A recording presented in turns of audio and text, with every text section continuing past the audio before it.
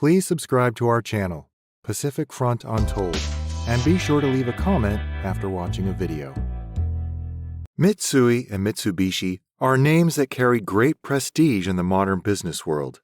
In 2023, the net income of both companies was reported to exceed 1 trillion yen, marking a significant financial milestone. Since then, they have remained among the highest-earning Japanese financial groups. Today, Mitsui and Mitsubishi are positively associated with commercial products ranging from ramen noodles to sports cars. In light of this, it is eye-opening to reconcile their present-day existence with their historical selves. Before their breakup after World War II, Mitsui and Mitsubishi were the two most powerful Zaibatsu in Japan, massive business entities that controlled vast parts of Japan's economy and were hereditarily run by a single family.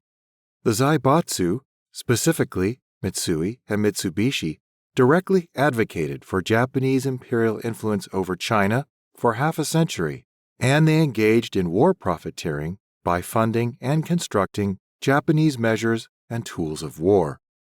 The Zaibatsu emerged as centers of economic power during the Meiji Restoration between 1868 and 1912, when Japan sought to modernize rapidly in response to Western dominance. The Meiji government allied itself with powerful merchant families, leveraging their industrial connections and capital to drive national development. Among these families, Mitsui and Mitsubishi quickly rose to prominence, asserting control over key industries such as banking, mining, shipping, and trade. Mitsui and Mitsubishi quickly asserted themselves as the most powerful of the merchant families and set their sights on the economic colonialism of East Asia. As soon as 1876, the young and ambitious president of Mitsui Trading Company, Matsuda Takashi, called for a price war with northern China to grow the company's coal industry. Early indications of the supremacy of Mitsui and Mitsubishi came in an 1888 government auction of natural resource deposits owned by the former Tokugawa shogunate, the richest of these being the Mike coal mines in Kyushu. The two Zaibatsu were by far the largest bidders, with both Mitsui and Mitsubishi bidding more than 4.5 million yen each.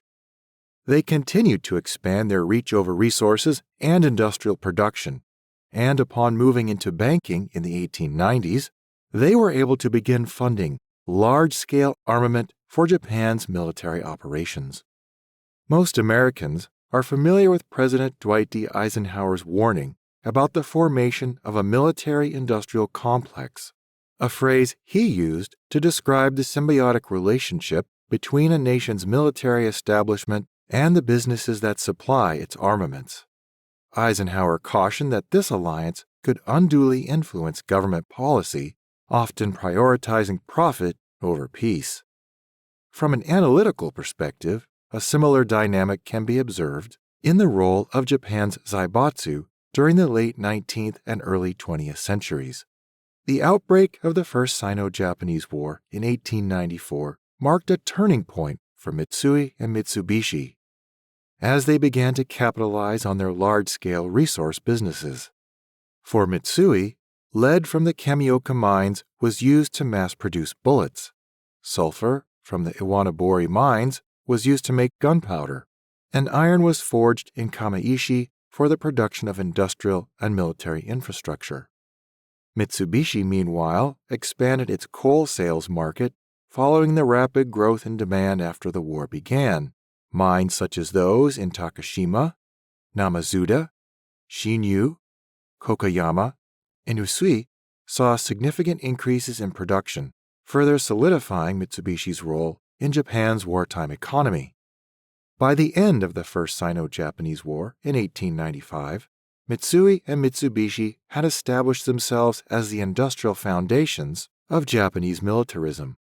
However, it is important to note that their practices during this time were best described as opportunistic. Although powerful, the Zaibatsu were still relatively young institutions, and Japan's imperial apparatus had not yet fully matured. As a result, the country was still unable to exert major influence on the international stage. Nonetheless, Japan's victory over China marked the first major step in the progression of Japanese nationalist imperialism, a process in which Mitsui and Mitsubishi would grow increasingly powerful and culpable.